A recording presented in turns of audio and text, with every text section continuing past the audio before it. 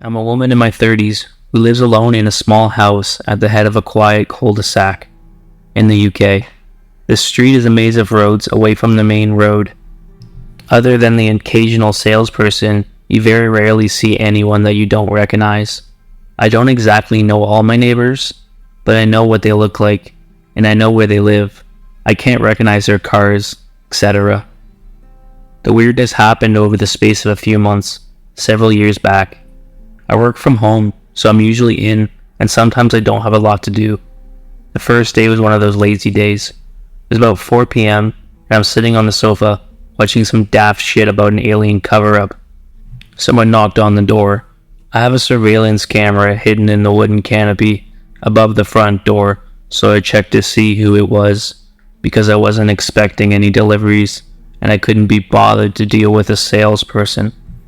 It was a woman who looked late 40s to early 50s, very smartly dressed, like really expensive clothes and jewelry. Stuff I could never afford. Most people around here generally couldn't afford it either. We're not in an affluent area, and this lady stuck out like a sore thumb. She looked flustered and agitated, glancing towards the back garden before trying to look through the tiny frosted glass window on the front door. I noticed she was carrying a dog's lead, but I didn't see a dog. As it happens, at the far side of my back garden there are two hedges. There's the hedge that I own within my property boundaries, and there's a second hedge outside my boundary that's council owned, along a small grassland where people walk dogs.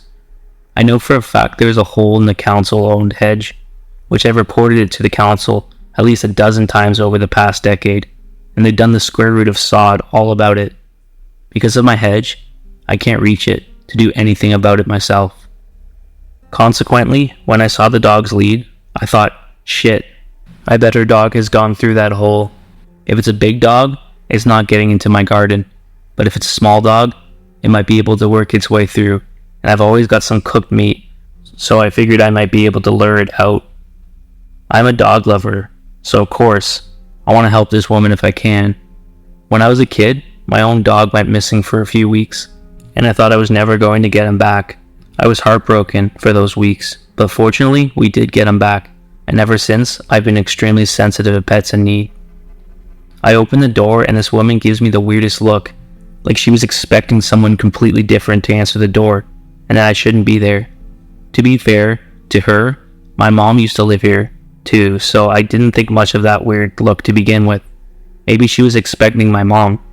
I say, hello, and she just stares at me for the longest 30 seconds before she tries to look past me and asks to see Margaret. I don't know what it's about other people's mistakes, but whenever someone has a wrong number, I always end up apologizing as if it's my fault. So that's what I did, apologized, and told her there was no Margaret at this address. Again, she gives me that look, only this time there's anger behind it. Yes, there is, she insists. It occurs to me at this point that I have a relative called Margaret, but she lives about 60 miles away, and I haven't seen her in years. Nonetheless, just in case she got her addresses muddled, I asked, "Are you looking for Margaret? Surname?" But she just hisses at me. "You know exactly who I'm looking for. What have you done with her?" I'm absolutely lost at this point. I've lived here 20 years, and I know the name of the previous owner, so I know she's not asking for them. I also know the names of the neighbors and the names of the people who had lived on the street in the time I've been here, and since moved. None of them are called Margaret, so all I can do is tell her she's got the wrong address. No, this is, she says my address. You're lying. This was a tad alarming. She's at the right address. She's not knocked on the wrong door. However, she clearly thinks I've done something to somebody who, to the best of my knowledge, has never lived here. I don't know how long the previous owner had this house, but we must be talking about at least 30 years since anyone called Margaret might have lived here. It's at that point that I noticed that she subtly wrapped the dog lead around her now clenched fist, like she's planning to use it as a weapon. In my youth, I did plenty of self-defense training, so I'm not exactly scared of her as such, but I'm obviously getting a bit concerned about the situation that's brewing. I don't particularly wish to get involved in a brawl on my doorstep with a complete stranger. I'm torn between shutting the door in her face or trying to de-escalate the situation. In the end, I close the door a little, so she's got less to aim at and tell her, Look, I don't know who you're looking for, but if you think something's happened to your friend, maybe we should just call the police and let them sort it out. Sure enough, the woman slams her fist with the lead wrapped around it into my door. I later discovered she'd struck the door hard enough to crack the frosted glass window in the middle of it. She's bleeding from doing it. It must have hurt, but she doesn't flinch or show any sign of pain. What the hell? Any confidence I had in my self-defense classes started to waver here, because I'm not used to people who don't feel pain. All I can think now is that she's on something and having a really bad trip. So at this point, I put on my scariest voice and tell her to get the fuck back. I let her know I'm calling the police, and if she's still here when they get here, she can deal with them, because I'm not dealing with her anymore. She tries to stop me from closing the door, but I shove her back and manage to get it closed and locked. I make a point to stand next to the door while I'm calling 999, so she can hear me. While I'm waiting for the police to turn up, I watch her on the surveillance feed. She moves out of the shot multiple times, presumably to check the back of the house, and I hear her calling out for Margaret. A few minutes before the police finally turn up, I see her kick over my wheelie bins in a rage, but then the most chilling thing happens. She walks back to the front door and literally stares directly into my camera. That camera is pretty well hidden. I'm not saying that nobody could spot it, but most people would only know it was there if they'd been looking for it.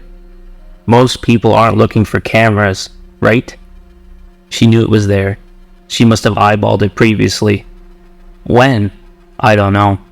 I later reviewed all the footage I had from that day, and she never made eye contact with it once. She never even looked in that direction.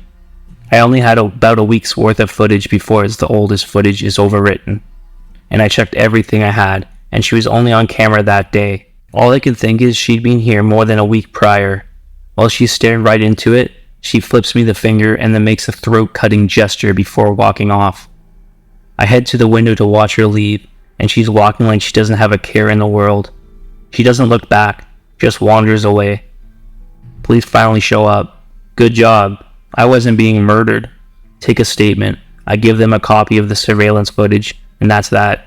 I called a couple times to follow up, but nothing. Nobody ever called me about it. I won't lie, this shit kept me up for a few weeks. I moved the ninth block closer to the door, though out of sight of any of the windows. I started staying up really late and not getting much sleep, which really didn't help. On some nights, I was so tired that I started experiencing auditory hallucinations. I'd hear people who weren't there talking, and because this woman was the cause of all my stress, I heard her voice and the name Margaret most of all.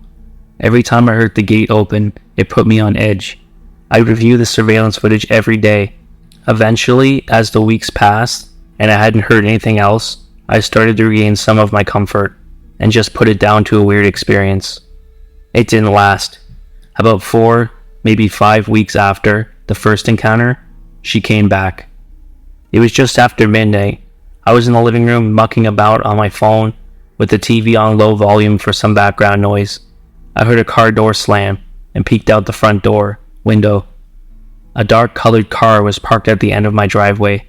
I couldn't see what make or model it was, but it looked like some sort of state car. I think Americans call them station wagons, right? I didn't see anyone moving about, but a minute or two later, the front gate swung open with its metallic groaning, and there was a knock on the door. Even when I'm not involved in a blood feud over imaginary Margarets, I'm not going to answer that door at this time. I checked the surveillance camera. Its night vision mode is pretty shitty, but I'm positive it's that woman again. I can even see what I think is a dog lead, and of course, she knows I'm watching her because she looks at the camera again, and I tell you, when someone is already giving you the heebie-jeebies, the way night vision makes people's eyes look like soulless black voids doesn't do much to make you feel better. Suddenly she yells out, "Shut the fucking racket off and come out of here, now." I had the TV on, but as I mentioned, it was on a very low volume. There's no way she could hear it from outside the front door. I couldn't even hear it if I walked into the hallway. I'm convinced at this point, she's mentally unwell. So I call the police again. I want them to stay on the line, but they just tell me that someone will be over soon, and to call them back immediately if things escalate. So I'm waiting, watching, and just hoping she doesn't start trying to smash a window or something. She kicks over my wheelie bins again. Don't know what she's got against them, and yells something out. which I couldn't make out, but whatever it was enough for one of the neighbors to come and investigate themselves. I watched the neighbor talking with her for a minute. She's remonstrating about something, wagging her finger towards my front door, but my neighbor is eventually able to get her to leave. He even sticks around for a bit to make sure she's gone. Sadly, that also means she's gone before the police turned up again. It made me feel like I was a bother to them. Another statement. Handing over more security footage. More nothing. I caught up with this neighbor the next day, and he apologized because it didn't occur to him to make a note of the registration plate. But he told me that she said much of the same thing as she said to me previously, that she wanted to know where Margaret was and what I'd done with her. I'm grasping for answers at this point. Even if she's mentally unwell, the fact that she's sticking to this Margaret story and has the right address makes me think there's something more to this than somebody having a breakdown. Then it clicks. Is Margaret her dog? Did she think that I've stolen her dog? Did she have a dog go through the hole in the back? Does she think I hurt her dog? Is that what this is about? It'd be another few weeks before she came back.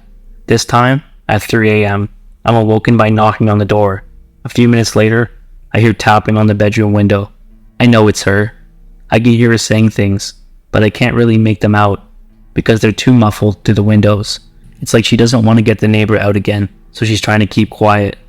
I jump out of bed and put some clothes on as quickly as I can. I try and follow her as best as I can as she moves around the outside of the house, from room to room, knocking, tapping, and muttering. I think I hear a few coherent words like noise, racket, and I'm pretty sure she's called me a bitch, but maybe I was imagining that. I can't check the surveillance footage this time because she spray painted the damn lens. Not that it mattered much this time. She's not lingering by the front door. I think about calling the police again, but it's proven a waste of time so far, and I get the feeling if I call them out a third time and she's gone, then they're just going to start accusing me of wasting their time. Even if I do have the evidence, they've not exactly been that helpful so far. In the end, I wait by the front door and listen for her. Eventually, she knocks again, and I call out, "Is Margaret your dog?" Dead silence. Nothing. I can't see anything through the frosted glass because it's too dark. I have no idea where she is, and I don't want to turn the outside lights on. I don't even know why. She knows I'm in the house because I've called out to her, but I still don't want to draw any more attention to myself. I end up standing there for who knows how long, at least an hour, maybe more, because the sun starts coming up. My heart is going a mile a minute, pretty much the whole time. Once it's bright enough, I start checking through windows to see if I can see her. Nope. Nothing. I tentatively open the front door and look outside. Still can't see her. I grab something to arm myself with, just in case. Can't remember what now. And check all around my house and the back garden. She's not there. As I'm heading back to the front door, I spot the oddest thing. The gate's closed. The gate is physically attached to the side of my house, and when it opens and closes, it makes a fair bit of noise. You definitely hear if someone opened or closed it when you were standing next to the front door, but it's closed. So, what does that mean? Did she jump it somehow? It's possible, I guess, but I wouldn't want to try it. Anyway, I open the gate and head out to the end of the driveway. I look around, and there's no sign of anyone. I turn back to the house and see she's spray painted "liar" on the front of my house and left the dog lead on the floor beneath it. That was, thankfully, the last time I ever heard from her or saw this woman, but I think she still comes by sometimes. Ever since all this happened, I get these creeped out feelings occasionally at night and check out the window. I don't know whether I'm imagining it or what, but now and again, I swear I see a dark colored estate car out on the street, not parked at the end of my driveway these days, but I just can't shake the feeling she's in there, watching my house. Perhaps she was looking for a dog, and she keeps thinking that she'll see me with it. Hey everyone, I don't post much on Reddit, but I need to get out what just happened a few hours ago. This seemed like the place to put it. For some background first, I'm a 29-year-old woman. I live in an apartment in a sketchy or a side of my town, so I'm not unaccustomed to strange people pulling up and strange things happening. I've been through a home break-in, so I'm very hyper-vigilant when it comes to keeping myself and my home safe. I also smoke cigarettes. Nasty habit, I know, but having cats and not wanting my house to reek like smoke, I'll walk out to my balcony to smoke. That's exactly what I was doing when this happened. I was sitting on my balcony smoking and just enjoying my night when I noticed a car I've never seen before pull into the back parking lot of my apartment, right by my balcony. I initially felt a bit off, but I didn't want to come off as being that paranoid neighbor, so I keep sitting and smoking my cigarette. Then I hear footsteps making a beeline through my backyard. There's a large and burly man that I've never seen before walking briskly through my backyard. Again, I still don't try to make much of it, because they might be there for my neighbor. My anxiety is definitely on alert, but not in panic mode, until I realize he's going straight for my portion of the backyard. He then does something that is still freaking me out as I type this. He stops right in my backyard and looks up at me on my balcony, not saying a word. Now I'm absolutely in panic mode. I audibly say, "Oh fuck no." Spring up, slam and lock my balcony door, run to my upstairs bathroom and dial 911. I listened to every sound from downstairs while I stood panicking in my bathroom, and truthfully, it sounded like someone was messing with my back door. I don't know for sure because I was in hypervigilance. I do know he was in my backyard for a few minutes because I was in my bathroom for several minutes until I decided to peek out my balcony window. I saw him walking to his car and getting in. That also tells me that I don't think he was there to rob me, but something more sinister. Luckily, he was lazy because again, I live on the cheaper side of town, so you can imagine the quality of my doors and locks. I'm really hoping it was just some guy who was drunk and high and had the wrong house, but my gut is telling me otherwise. Regardless, I hope we never meet again. Thanks everyone, I hope you guys enjoyed those stories, and I hope you have a great night. And please leave a like, comment if you like the content, and as always, stay depraved.